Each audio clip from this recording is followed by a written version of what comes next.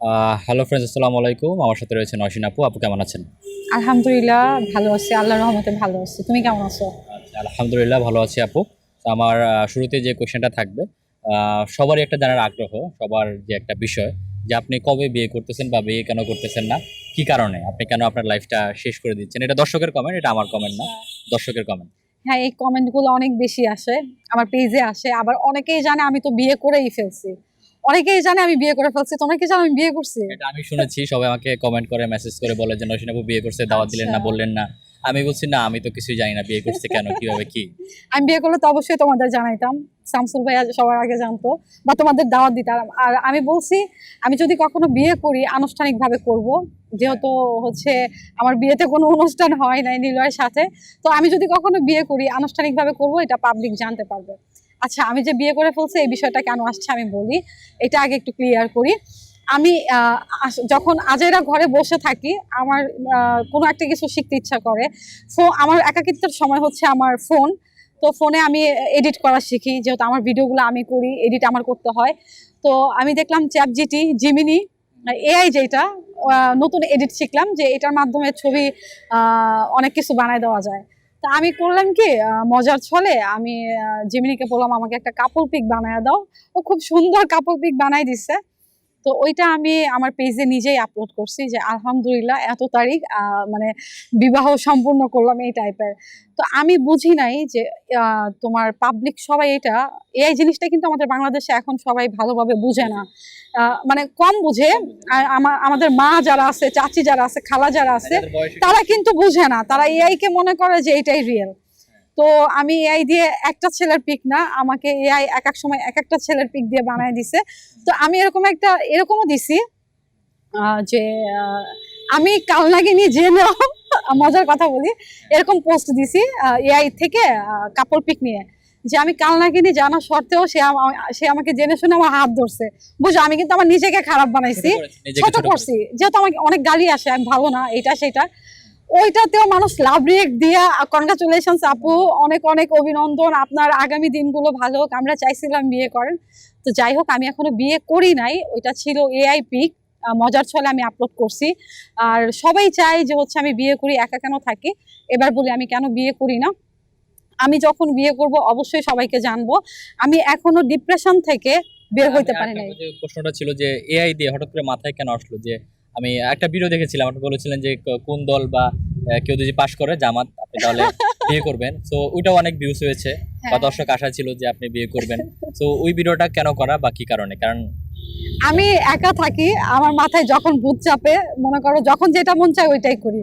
তো ভাবলাম যে যেহেতু নির্বাচন চলতেছে, আচ্ছা দেখি কার ভোটটা বেশি হয়।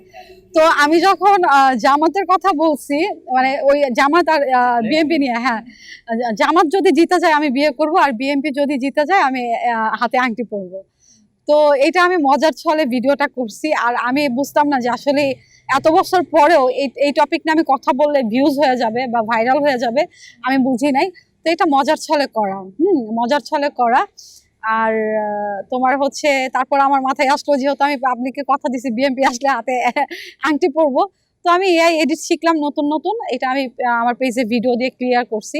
তো এআই যখন এডিট শিখছি দেখলাম ভালোই কাপল পিক বানায় দেয়, মানে বোঝা যায় না। তো হ্যাঁ হ্যাঁ, রিয়েল থাকে। তো আমি ওটা আপলোড করার সাথে সাথে ওইটা ভাইরাল হয়ে যায়, আর সবাই ভাবে যে সত্যি, আসলেই সত্যি যে আমি বিয়ে করছি।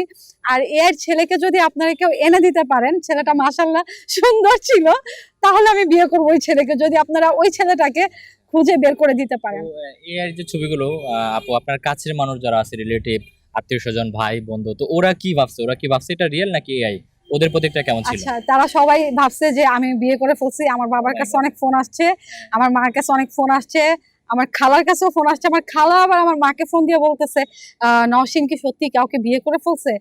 আম্মুও বলতেছে এই ছেলেটার সাথে কি তোমার কোনো সম্পর্ক। আমি বুঝাইতে পারি নাই যে এটা এআই পিক। তারপর আমি এআই থেকে অনেক পিক বানাই দিলাম। আর আরাফাত আমার ভাই, ও ভালো বুঝে, ও বুঝাইলো যে আম্মু এটা এআই।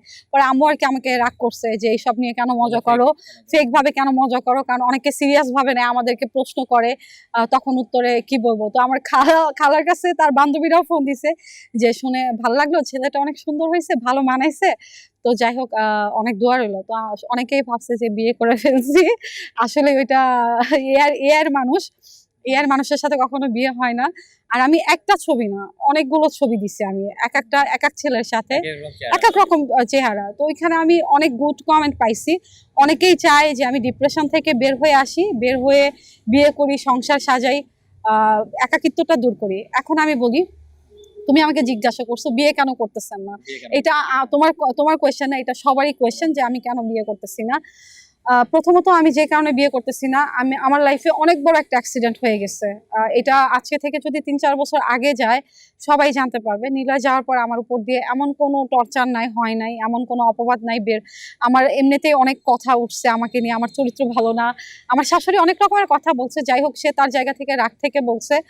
তো আমি একাকিত্ব থাকি, আমার একা থাকতে ভালো লাগে, বিয়ের ডিসিশনটা আমি নিতে পারি না। এমন না যে আমার বিয়ের প্রপোজাল আসে না, মিডিয়া থেকে অনেক বিয়ের প্রপোজাল পাইছি, অনেক পরিচিত পরিজনদের কাছ থেকে। তারপর আমি যে এলাকায় থাকি, স্থানীয় যারা আছে, যারা আমাকে অনেক বছর ধরে চিনে, সেখান থেকে অনেক জায়গা থেকে বিয়ের প্রপোজাল পাইছি। তারপর হচ্ছে আমার পেজে তো বিয়ের প্রপোজাল প্রতিদিন আসতে থাকে। দেশের বাইরে অনেক ভাইয়ারা আছে, আমাকে বিয়ে করে আমেরিকা নিয়ে যাবে, আমার লাইফ একদম মানে নতুন করে দিবে।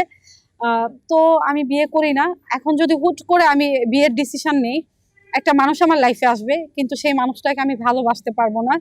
কারণ আমি যে কষ্টটা পাইছি, আমি ভালোবেসে বিয়ে করছিলাম যে মানুষটাকে, সেই মানুষটা আমাকে এমনভাবে রেখে যাবে এটা আমি বুঝতে পারি নাই। আমার 4.5 বছরের সংসার লাইফ, নিলয়ের সাথে আমার 4.5 বছর সংসার লাইফ, সম্পর্ক দিয়ে 5 বছর, 5.5 বছর। তো ওই মানুষটা আমাকে ছেড়ে চলে গেছে। ভালোবাসার প্রতি আমার মানে একটা অবিশ্বাস চলে আসছে যে ভালোবাসা বলতে আসলে কিছু হয় না। আর যদি আমার লাইফে কেউ আসে, তাকে হুট করে আমি মানায় নিতে পারবো না, সেই মানুষটাকে আমি ভালোবাসতে পারবো না। সেই মানুষটা চাইবে, যে মানুষটা আসবে অবশ্যই আমাকে ভালোবেসে আসবে, সে চাইবে যে আমি তাকে ভালোবাসি, কিন্তু আমি আসলে তাকে ভালোবাসতে পারবো না। টর্চার করতে পারি বা তাকে লাইফে হুট করে আমি মেনে নিতে পারবো না। তো আমি চাই না হুট করে আমার লাইফে কেউ আসুক, তাকে আমি ভালোবাসতে পারবো না, সেই মানুষটা আমার কাছ থেকে কষ্ট পাক। আমার আরো সুস্থ হইতে হবে। আমি চাই, আমি এখনো ডিপ্রেশনেই থাকি, আমি আমার সেই ট্রমা থেকে বের হইতে পারি নাই মানসিকভাবে অনেক বেশি। এখন আমি ঘুমের মেডিসিন খেয়ে ঘুমাই, ঘুমের মেডিসিন না খেলে আমার ঘুম আসে না, রাতে কি একদমই ঘুম আসে না? একদমই ঘুম আসে না। আমি রাতে আমার ঘুমের মেডিসিন দেওয়া, আমি সাইকিয়াট্রিস্ট। হয় না আপনি একটা আজকে সারা রাত জেগে থাকলেন, পরের দিন রাত্রে ঘুমালেন, এরকম না, না, এটা এরকম হয় না। যদি কাছ থেকে তোমরা কেউ আমাকে দেখতা, তাহলে বুঝতে পারতা। আমি বলব যে তোমার মা, আন্টি যদি থাকে, যারা আমার সাথে থাকতে বলো 2-3 দিন, তারা দেখে বলবে যে মেয়েটা কিভাবে বেঁচে আছে।